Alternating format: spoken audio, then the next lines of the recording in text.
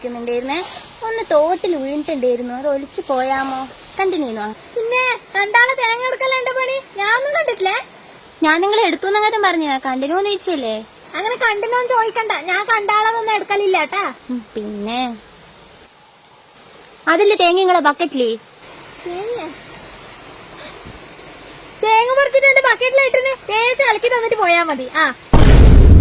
അത് നമ്മളെ തേങ്ങന്നല്ല കേട്ടാ, നമ്മളെ തേങ്ങ ഇതാ ഇതുപോലത്തെയാണ്. ഇവിടെങ്ങാട്ട് ഉണ്ടാകുമ്പോ വീണിട്ട് നിങ്ങളതും അല്ല ഈ ഷാരാമ എന്റെ ബക്കറ്റിൽ തേങ്ങ ഇട്ടുണ്ട്, ബക്കറ്റ് പൊട്ടി തുണിയല്ല നശിച്ചു. എന്നാ ചെയ്യാ?